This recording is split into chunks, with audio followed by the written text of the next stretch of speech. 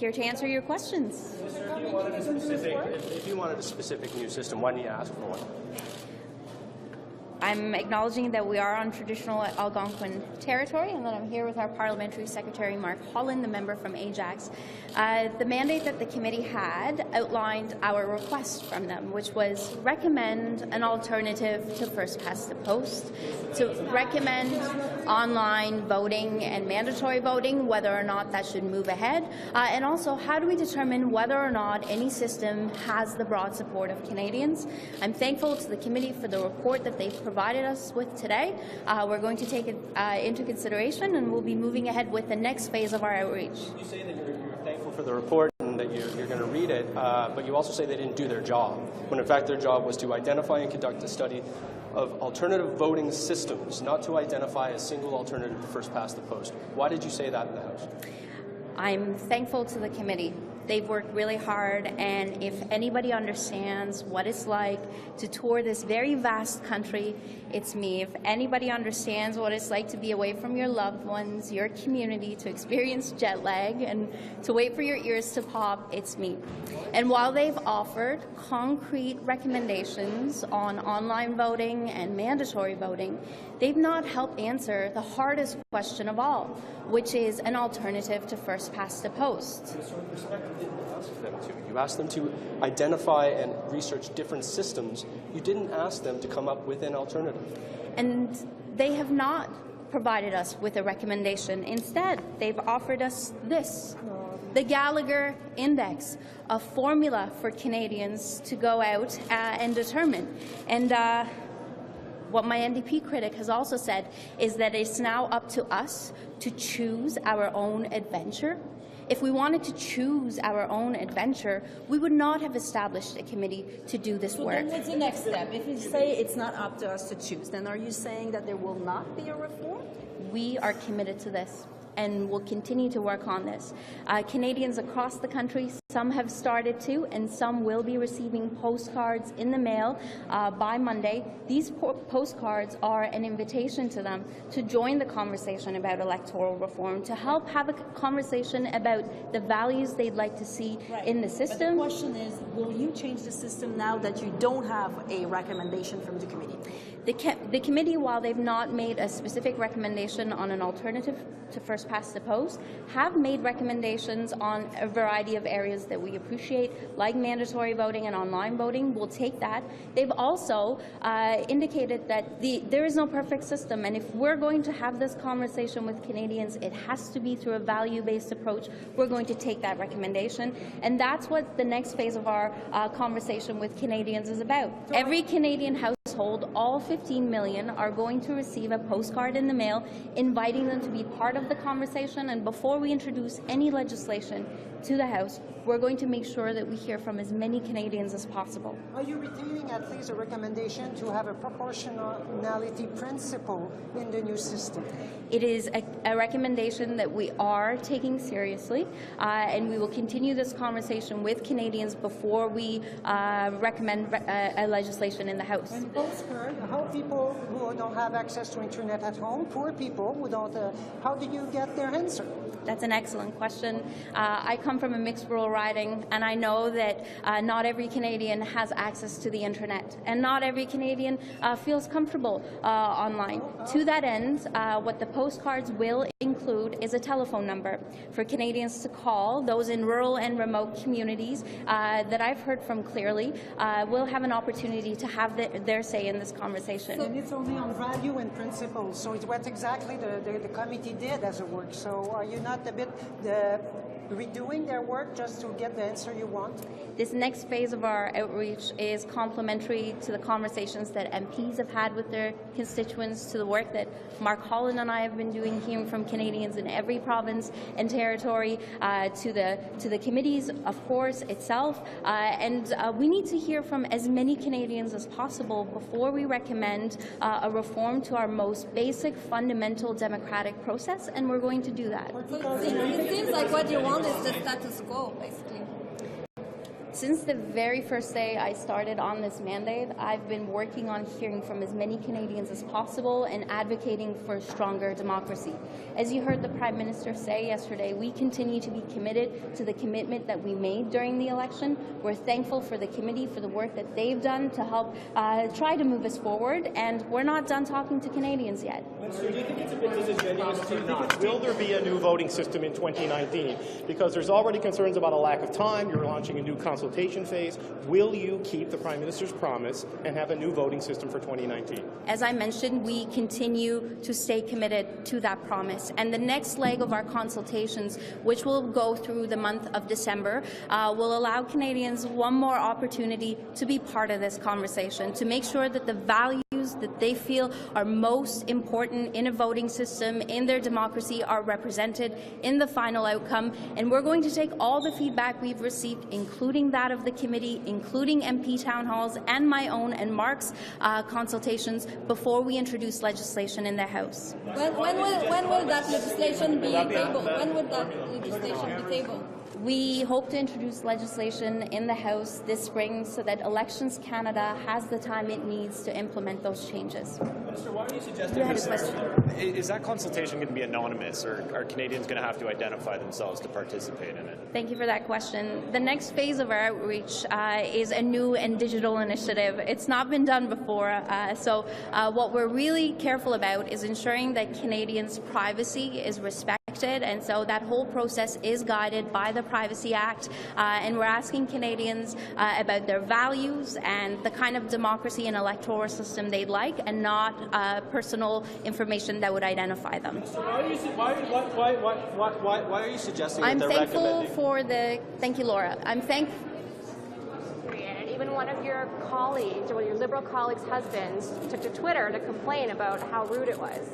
Well, allow me to get through here what I'm not able to get through in 30 seconds in the House. I'm grateful for the committee's work.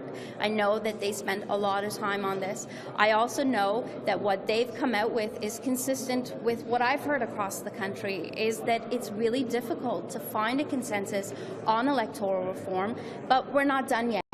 We're going to reach out to Canadians through a new digital initiative. It's going to allow every Canadian household, all 15 million, to have their say in this very important conversation before we introduce legislation in the House this spring. Minister, why are you suggesting the committee recommended a mathematical formula when in fact they recommended a proportional system using that formula to ensure proportionality? They're not recommending you send that out to Canadians as the new voting system, and that's what you're implying. The committee has recommended the Gallagher Index. The Gallagher Index as a tool that my NDP critic has suggested is my guide in choosing my own adventures. Your guide in ensuring proportionality in whatever system that the Liberals, up to you guys, come up with. It's not a choose your own adventure book. But if we were going to introduce legislation based on our recommendation on an alternative to first past the post, we wouldn't have shared this responsibility with the committee. The committee has made thoughtful recommendations on a value-based system. They've made thoughtful recommendations on online voting and mandatory voting that we're not quite there yet on those two items. They've also suggested that we need to do a better job of making sure that more diverse range of voices are reflected and participating in our electoral system, and we're going to take all of that very seriously as we embark on this next chapter of our outreach. We want to hear from as many Canadians as possible before we introduce legislation in the House of Commons, and Canadians can look forward to receiving postcards in the mail inviting them to have this conversation either online or through the telephone. This was supposed to be a nonpartisan exercise. Does today mark the end of nonpartisanship? You're going to be doing this on your own, and the hell with the opposition and what they're thinking of? That is not true. I've been committed to a collaborative and cooperative approach from the beginning, as has the Prime Minister. That's why we brought together a committee composed with a majority of opposition members, because we knew for electoral reform to move forward, we'd have to have that kind of collaborative, cooperative approach. Now, what today was about was hearing from a committee that spent time connecting with Canadians across the country, what their recommendations recommendations are, while they were not able to help answer the hardest question of all, which is a specific alternative to first past the post. We are grateful for their recommendations, and we'll take everything they've introduced before we make recommendations. The rest of it is on your own. That is not true. For electoral reform to take place, we need to take a collaborative and cooperative approach. We need to ensure that the conversation in this House continues to be one in the same spirit. And we also want to make sure that we hear from as many Canadians as possible. We're not going to do this on our own.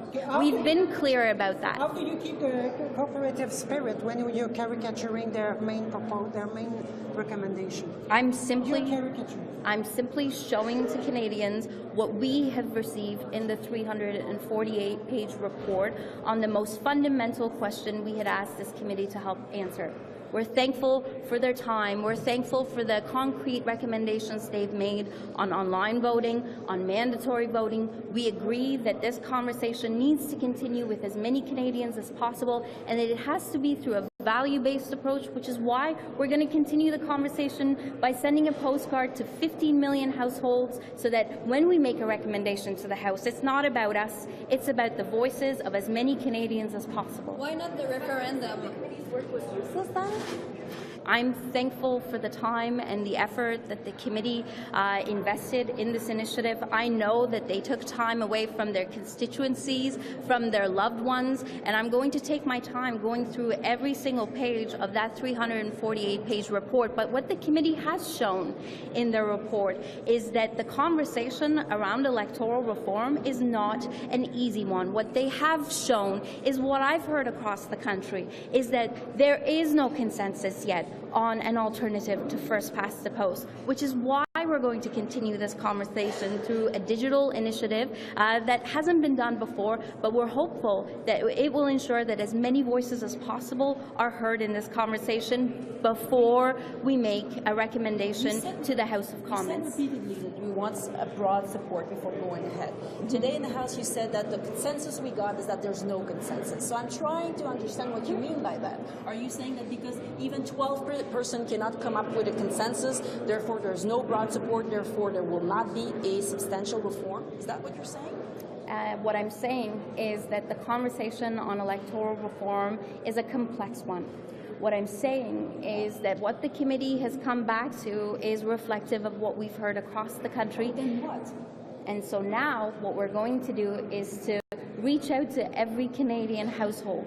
Some have, and some are about to receive a postcard in the mail, and we're going to invite them to be part of this conversation. To get a consensus from 13 million people if you're not able to get a consensus from 12 parliamentarians? We did not receive a consensus from 12 parliamentarians. As you know, there were 3 different dissenting reports, and the NDP and the Green Party contradicted and shied away from a referendum in their dissenting report. That the Liberals suggested that we take time and to hear from more Canadians. And so there is no consensus on the committee, and there's no consensus on an alternative to first past the post, and we recognize that.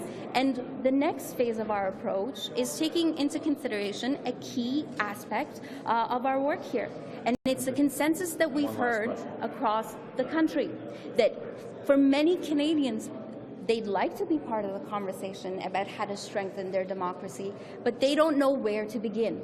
For a small percentage of the population, the conversation around FPTP and MMP and MMM and STV is a one they relish.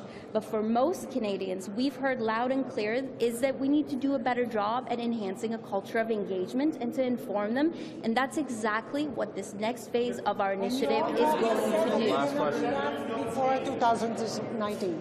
Your home caucus said you cannot have a substantial reform for 2019. And you said you're committed for 2019. So do we have to deduct that we will get so-called reform? Well, as you know, the committee, all members have been working as an independent body, that I've not been providing guidance to any members, and what we're going to stay committed to and are firmly committed to is ensuring that we make good on our commitment. The Chief Electoral Officer has said that there is time, and we're going to take his recommendation above everyone else's on this very matter, and we're going to work very hard to make sure that we hear from as many voices as possible before introducing legislation in the House. Thank you very much. We'll talk to you soon.